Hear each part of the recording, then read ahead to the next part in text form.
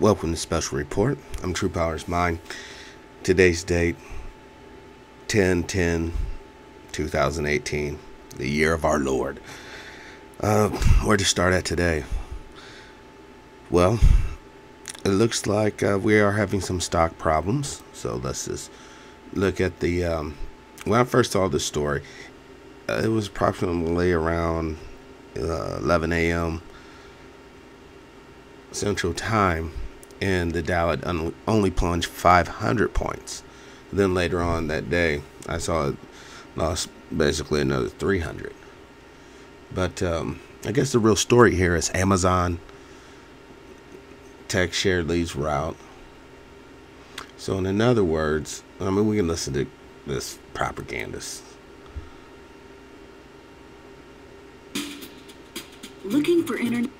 No, I'm not right now. Well, that no, I don't even want to have their. I really can't do nothing now, can I? Other than mute it. But I got another 11 seconds. Welcome to the new internet, guys. Everything's gonna be like this before I'm too long. Hold on. Here we go. I agree with Jay Powell that we should have another rate hike this year. We want to get those rates up. But typically what happens is we're supposed to say don't fight the Fed and don't fight the tape. Raising rates means you're not supposed to own stocks or you're supposed to lighten up. The tape, obviously, very bad today. I'm sorry, but his head is shining. It looks like a happy face, don't it? See the two eyeballs right here? Boom, boom. And the smile? He has a happy face on his head. It's not really a happy day. That was something the late Marty Zweigel taught us, and I think it makes a lot of sense. But rates are still relatively low, but they're any bit higher, and we're starting to see what the different shocks in the system. And what you really want is a Fed that says, wow, you know what? This may be a little too fast, too much. Now, I know the president said that. That puts Jay Powell in a box, because the president doesn't. I wish he didn't comment on it, because then Jay Powell obviously feels he has to exercise. Okay. Well, he's just talking a lot of nonsense. But, I mean, I came across this story, and we all know the implications to the imminent, basically, Great Depression, 2.0. But this story I came across, it was a story about basically speaking up against China, if you do that in Africa. Dr. Lumumba, or professor rather, was guilty of that. But that's not the important bit. I mean, if you notice, you can already see the build-up. It's like, and maybe it's just my particular algorithm, but I doubt it. But China, get your hands off Africa now. You got to look at these headlines. Now, this is coming from the African Exponent. So I don't know. I just came across this in my travels. But if you look at it for what it is, it's already building up this anti-Chinese sentiment. Now, whether you like it or not, China is in Africa building infrastructure, putting in railroads. Who else is going to do that? I mean, the French did it to 14 countries. But they're paying them back reparations to France. That is. So, I guess what I'm saying is we ultimately have to realize the trade war is going to probably be very fast, very quick. I mean, think about the perfect storm now, guys. We have vegetables and fruits rotting on the vine. We have a economical system that, was booming for a second, and now it's, it dropped. But I'm sure it's going to probably, gain back a few hundred points, if not the whole thing, tomorrow. But it's like a labor pain. Boom, boom. It comes, it goes. It comes, it goes. It comes, it goes. Okay? We have to understand when. Oh yeah, I saw this funny cartoon. This is a trip. This black guy drew what it was like being the only black man in a white office in the 60s, and it's worse than you think. You know, it's like, I don't know, we can go through a couple of these. I know I'm diverging, but, you know, sometimes we need comedy, you know, to get it all. I'm sure you guys, oh yeah, maybe they don't, maybe they don't serve people in sports coats. Maybe these waiters don't like to be called boys. And I mean, it's just so much craziness. You know, beat up my boy last night. And it's like I can only imagine in the 60s. You know, you notice no computers. Sad thing about it, which ties into some other things I've been talking about lately, it's this whole automated thing. You know, the way it's really being played down, coming down the pike. The reality is we are going to have some sort of base standardized. You pass go, you live a week, you get more credits. You live a week, you get more credits or something. Because before too long, the little money that's left out there in the most prudent of hands at this point isn't going to be enough. All right. Now, this is a little interesting story I want to show you and share as well. This is, I believe, all female Nigerian troops deploying to fight Boko Haram terrorists. Okay, so let's see what this fighting force looks like, guys and gals.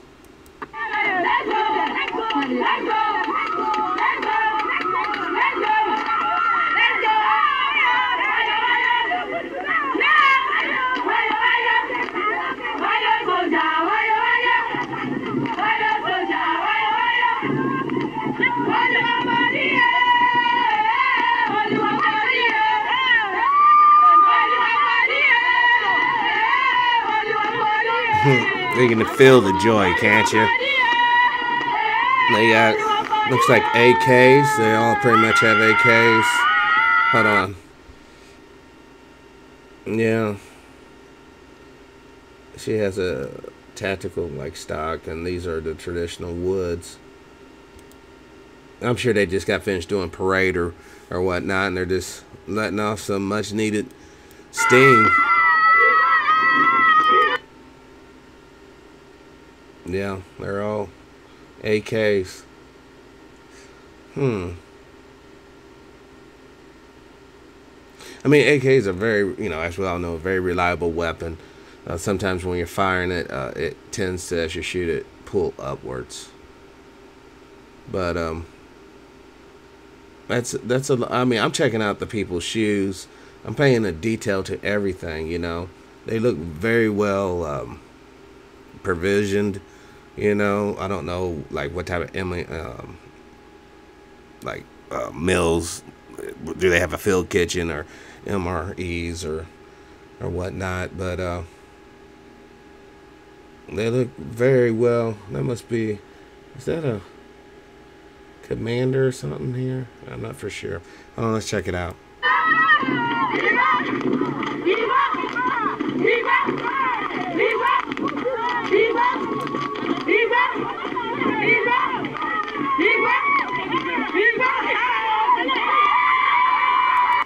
Man, that facility looks pretty tight too. It looks to be all concreted. You know, normal. And all these women are young. They're young, they're fit, disciplined. You know, the beautiful thing when you see all these different nations, could you imagine one day these will not be the women of the Nigerian, you know, Defense Force. This will be the women of the Earth, the global Defense Force one day.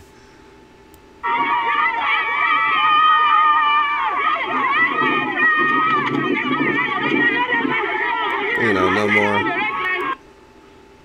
no more armies as a war to fight each other.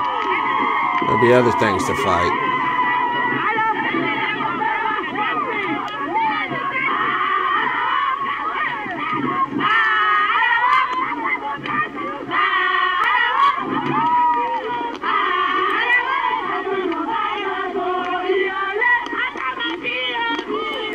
See, the only thing I'm trying to figure out, like, what are the different ranks? You know what I mean? Because everyone's basically dressed the same.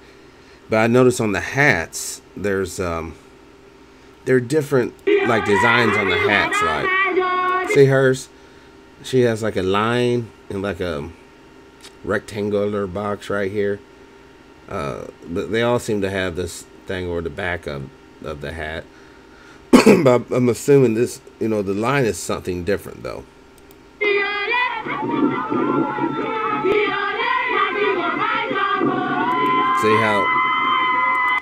See, like her hat was plain. Her hat is kind of plain, doesn't have that, but she has like the same emblem as this one, so they might be the same rank. Oh, those are polo hats. My bad. Well, my bad. But whatever. The point is, they're obviously well armed. They all have AKs, and I'm sure they're all trained. You can see other folks back here in the back. Those are probably. I wish I could zoom into that individual right there. It's kind of odd, but it is what it is. It's only a minute.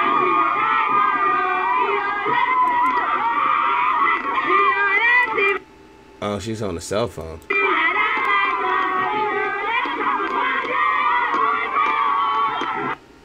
Well, that's cool. Now, I'm not going to talk tonight about the Donald Trump thing with the women, whatchamacallit, being scared to basically the employer can refuse them prenatal care and all that good stuff. I'm not, because of the fact that the sooner we wise up and realize these companies could care less about your little health. Hell, most of you guys are gonna find out it's your little companies that are killing you with the chemicals and work schedule and stress they're putting on you guys. But the reality is this here. We must all get to this point where humanity is what's popping. Now, we can keep our own individual identities, obviously, our own practices and beliefs. But really, there is only one humanity. Now, this has kind of been force-fed to us in brainwashing tactics, Some people would call this diversity or multiculturalism, blah, blah, blah. But come on, let's break down what most people are claiming is culture. It's a select period in time in some imaginary timeline to begin with that they're holding true to that is so fast. Now, even if it's a more modern tradition, you got to understand, you are alive right now. You can make your own new traditions if you want. Or if the old traditions are working for you, keep it. But I'm just saying, a lot of old stuff isn't working for the vast majority of folks. So that's why it is slowly being phased out. Unfortunately, or fortunately, if you want to look at it, we have to recognize that if we don't get this thing together, eternity is closer than you think. The reality versus myth. I mean, damn, dude. We have such a great opportunity. This reminds me of back when I used to do Yahoo Messenger. I say something ignorant, and all these windows would pop up. It's be like ding, ding, ding, ding, ding, ding, ding, ding, ding, all over the screen. But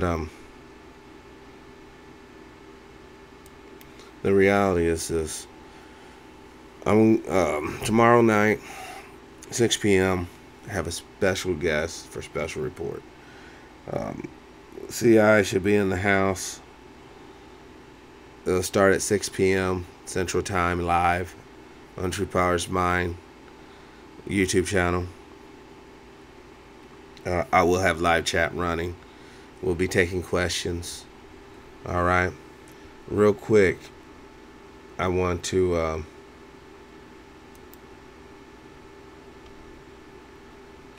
introduce you out to tomorrow's guest.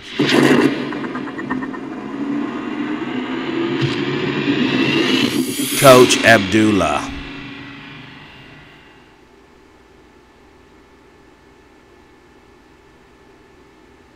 But I was talking about surviving life events that people often say, you know, what doesn't kill you makes you stronger. God takes you through it to get you to it. All of these statements are true, but I want to send a message to the people who've gone through tragic events and they haven't healed from them.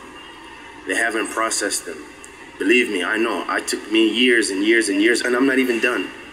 I'm not done healing because I have scars. I have scars from life. Through prayer, through processing the event, understanding all the players inside the event and the roles they played in the event, the role I played in the event, my decision-making process, all of these things help me to heal. But the most, in terms of me, the most important thing that helped me heal was asking the Creator to heal me, to lift certain things from my heart, to give me balance and sanity. Part of my self-medication is the way I train. A lot of times people don't understand me in the gym, wherever I'm at. And I don't expect them to, because the vast majority of people, they weren't athletes for the majority of their life. I was. More than half of my life, I was an athlete, or close to half, or just around half, about half of my age, I was an athlete all that time competing. The competitor spirit helped me heal myself in the gym. Gym is therapeutic. I already like to train, but having the scars to deal with gives me another level of motivation, and it helps me balance myself. I'm not saying that's going to help other people, but I want to tell the people who haven't processed that there's always light in the darkness, that with every difficulty comes ease. The fact that you exist today and you're still living, functioning, and moving is the proof that you're a survivor. And if you're a survivor, you have to give yourself credit. You have to pat yourself on the back and say, I made it, I survived. You see, the difference between a loser and a winner is not always first, second, third place. It's when you face difficulty, how do you respond? Are you honest with yourself? Are you honest with the situation? Or do you fold? Do you melt? Some things in our lives are just going to be out of our control. But the thing that you can control is you. You can control your emotions. You can control who you choose to be around. And I'm going to tell you a very valuable lesson in terms of avoiding future scars is knowing who you're around.